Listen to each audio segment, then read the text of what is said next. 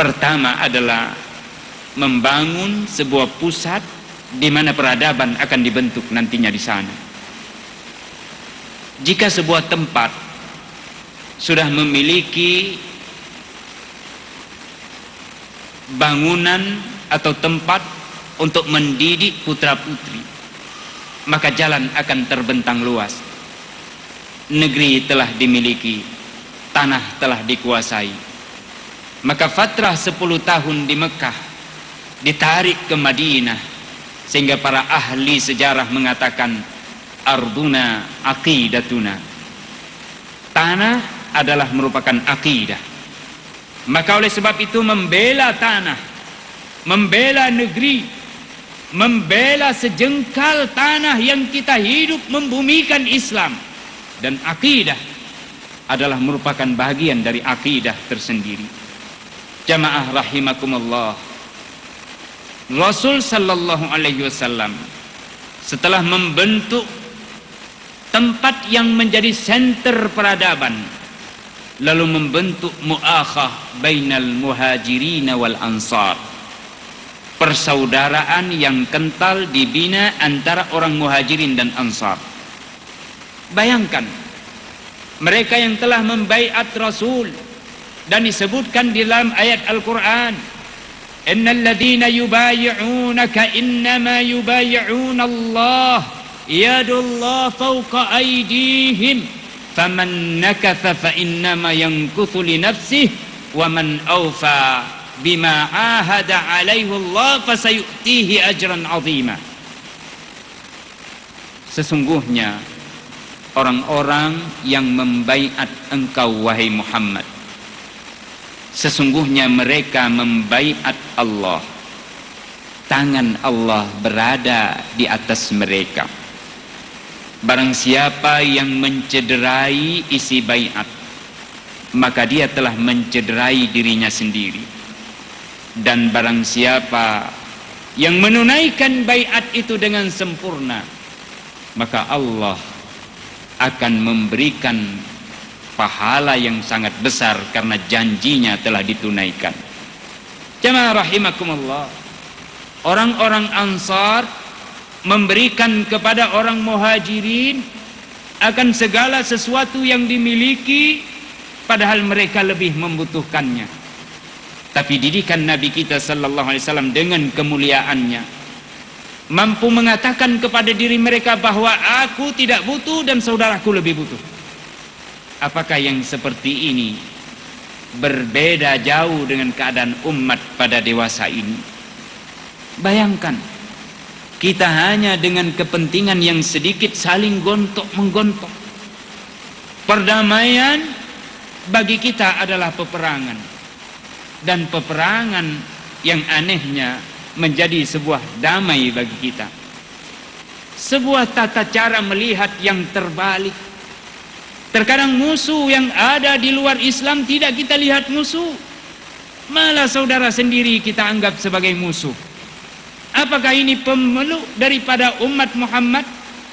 Ataukah mereka yang mengaku sebagai orang yang melilitkan ikatan mereka dengan ikatan sunnah Nabi-Nya sallallahu alaihi wasallam? Tidak sama sekali. Islam tidak mengajarkan seperti itu. Nabi kita tidak ajarkan yang seperti itu.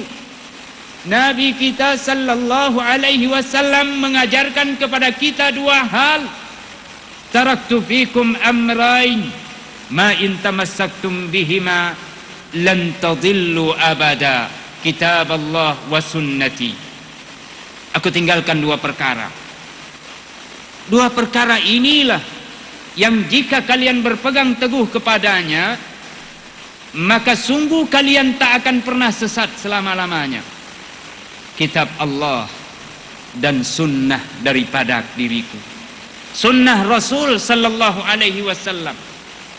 Dalam riwayat lain disebutkan addu 'alaiha bin nawajid, setelah disebutkan sunnah khulafaur rasyidin, karena sunnah khulafaur rasyidin bagian daripada sunnah Nabi kita sallallahu alaihi wasallam, karena implementasi daripada pengajaran Al-Qur'an dan sunnah Nabi.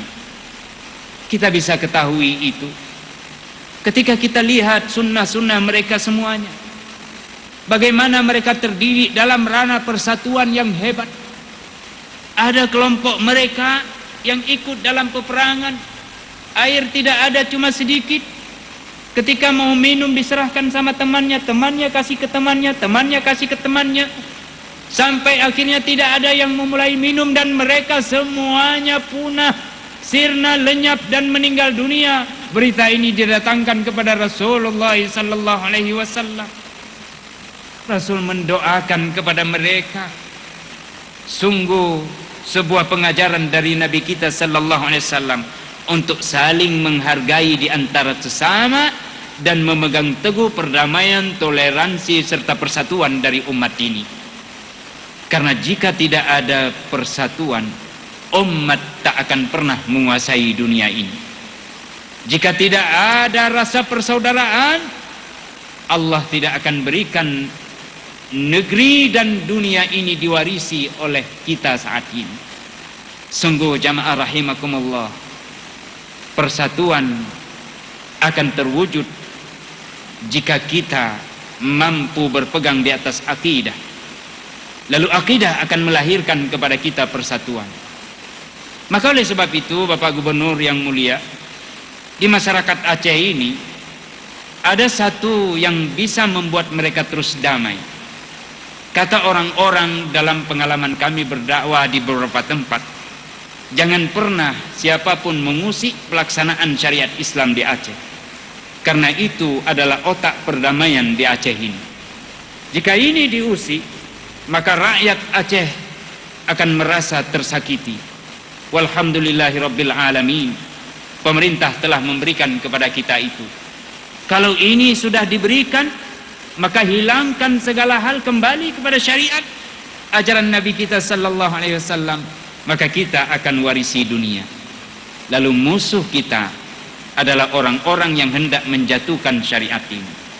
Musuh kita bukan pemerintah di Jakarta, karena mereka adalah orang muslim yang memberikan kesempatan kepada kita untuk melaksanakan syariat Islam.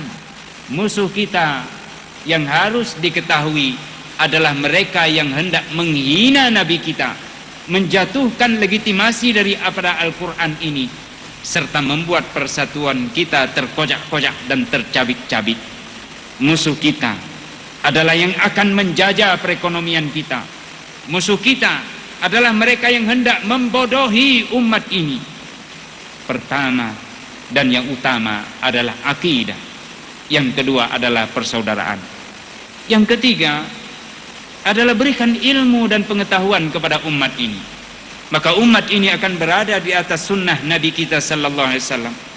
Sekiranya ilmu tidak ada, maka umat akan saling mencurigai satu dengan yang lainnya. Karena kebodohan akan menimbulkan sifat dan benih yang tumbuh adalah radikalisme di dalam diri kita. Militansi yang tidak berdasarkan kepada ajaran Islam. Dan ini sesuatu yang dihindari dari umat ini.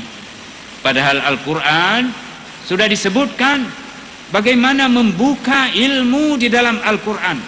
Pertama sekali saja diturunkan jamaah rahimakumullah ayat Al-Quran, Iqra bismi rabbikal ladzi khalaq. Kita diminta untuk membaca yang tertulis dan yang tidak tertulis, karena Al-Quran adalah ayat Allah yang tertulis.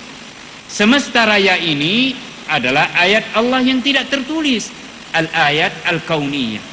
Ketika kita padukan, maka kita memiliki inspirasi yang cukup besar di dalam menjalankan manajemen kehidupan ini.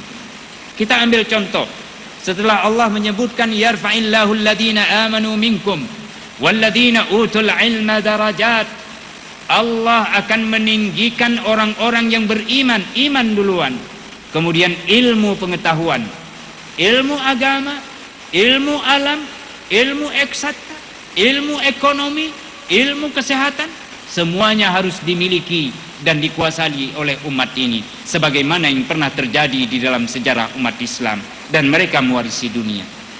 Allah meninggikan derajat orang yang beriman, Allah tinggikan orang-orang yang berilmu beberapa derajat di antara kalian.